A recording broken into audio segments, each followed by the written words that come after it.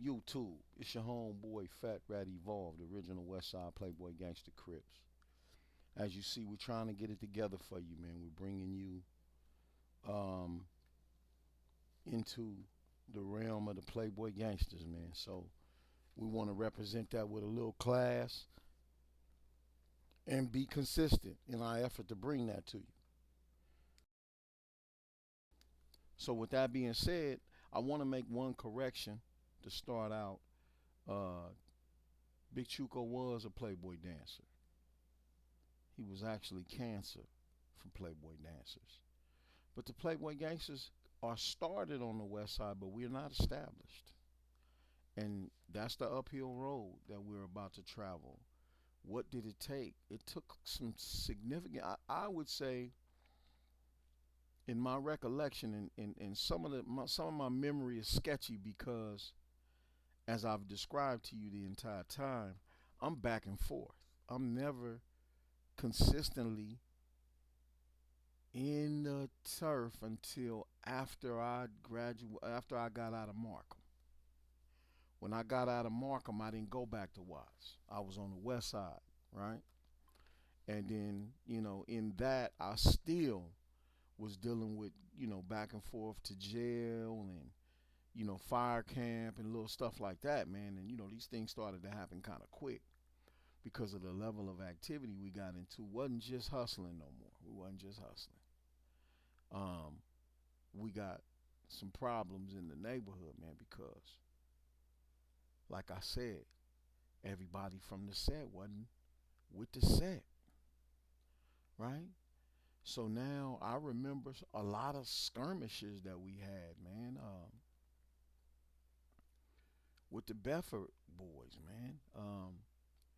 I believe I'm not memory don't serve me correct, but we're gonna get these things clear up. I'm not afraid to misstate something because we have an opportunity to get it correct, right? And the goal is to speak it, correctly. So, but my recollection is we had some issues, minor issues, with the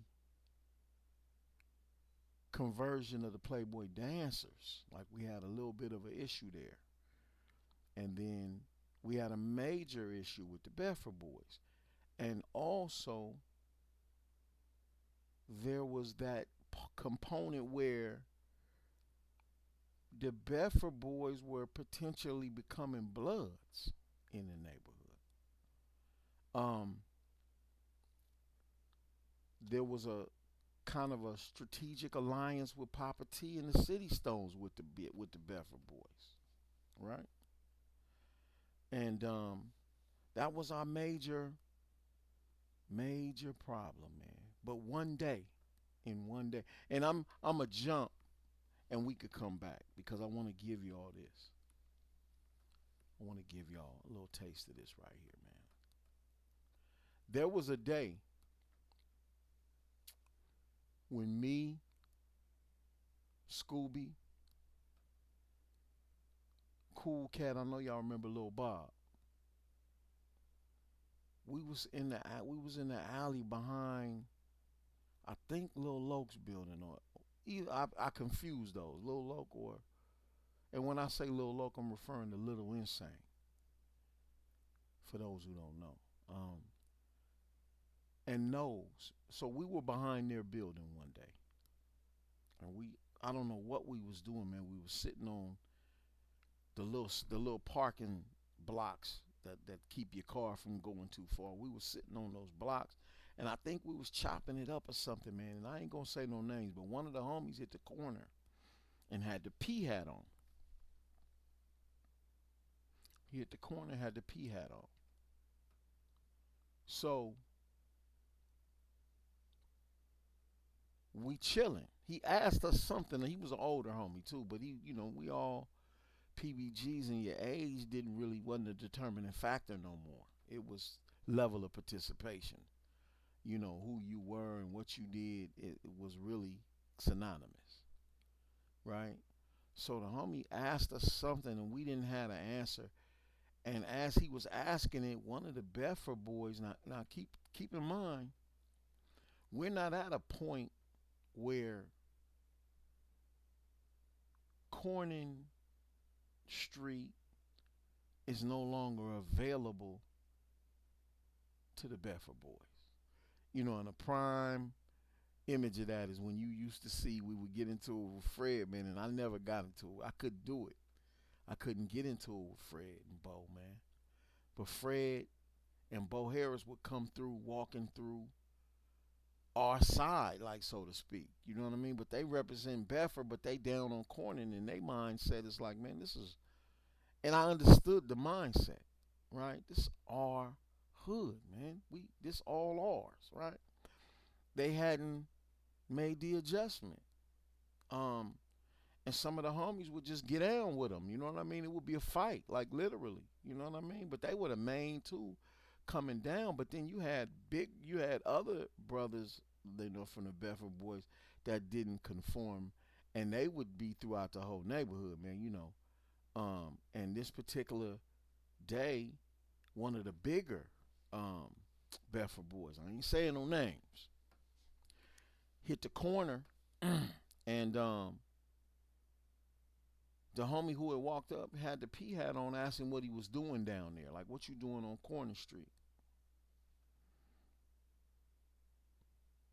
And and this big brother from Bedford smacked the homie's P hat off. Told him, nigga, don't ask me no questions about where I'm at. It's my neighborhood. Like that. Now, he was infuriated by that. We was all affected by it. We didn't jump him. Remember what stage we are in. Understand? I'm trying to walk you through a psychology, because in advanced gangbanging, there's an immediate response to that, right? But if you're not in the advanced stages of gangbanging, man, and you're not really, that's not where you're at, then your reaction is kind of a hesitance. Like, what do we do about that? And remember our ages, man. We 13, man. Some of us 14 years old, man. These two dudes that's involved in this part of it is older than us. One of them is probably like maybe 17, 16, 17, and the other one is probably 20, 18 to 20. And the 18 to 20-year-old is a big dude, a known dude from, you know, our neighborhood, but a Bedford boy. And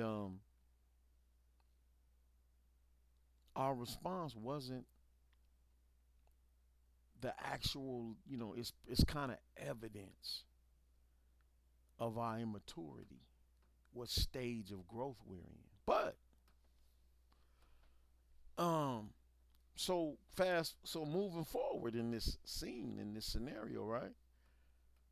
Kenny Raymond hit the corner. He came walking up Corner Alley from Cadillac. He came walking up, and he seen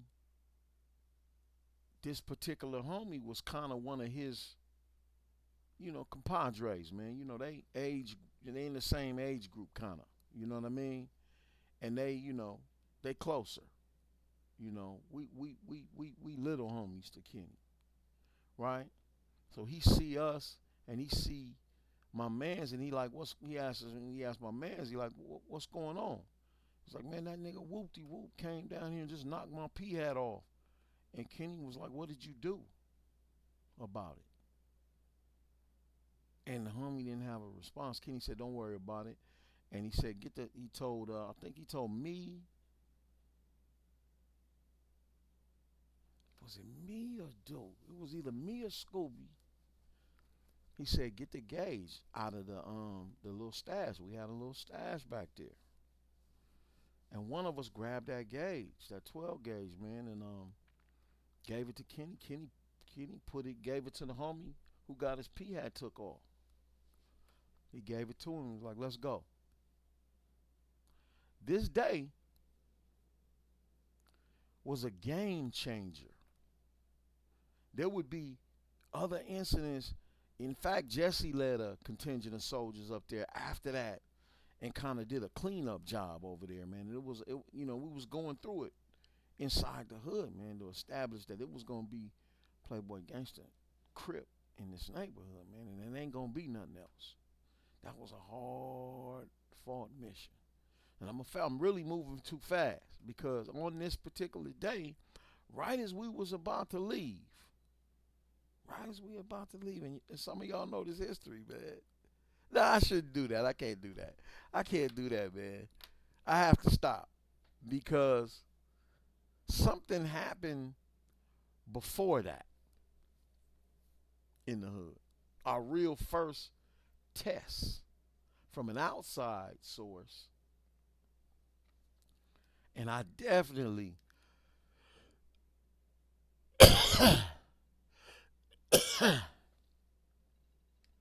I definitely don't want to slight that. So I'm gonna stop. We're putting together the scene where I can call and fly. I can call in homies and put them up on different screens, and we can be in the same studio remotely, so that we can start building as a collective. I want the G's in here with me, man, so we can go line for line through this thing, man, and because they gonna tell some of the people, some of the homies gonna tell me, man, like that's not right what you saying right there. That day wasn't and this wasn't that, and I'm like, I'm giving you my recollection, right? And we talking about I'm in and out when the homies is there, so I may miss something. I know I miss incidents that were going on and stuff like that, but I would come get caught up on the weekends and stuff. So with that being said, remember we winners. We are all winners, y'all. We're on a 1,000-mile journey that begins with one step. That step is taking us closer to our success. With unity, we can accomplish all things. Remember that, man. We're working on our unity because that's our power. It's like a superpower, right? And you got to understand, you got to stop trying to do everything by yourself, independently. Stop trying it, man. It's not working, right? It works a lot simpler when you work out the mechanisms that are required to unite with somebody you really may have had a slight problem with in the past, right? But we have to start working towards setting aside our petty differences because they're stifling our growth and limiting our potential and keeping us from being able to unite with each other, man. Some dumb shit. Excuse my language, man. But just some dumb stuff, man. And it's not necessary. So let's work on that, man. Let's work on that. That unity piece, man. Okay? It's your homeboy Fat Rat Evolved, original Westside Playboy Gangster. Until next time, family. Y'all can and as you notice, I didn't come in here with an oldie.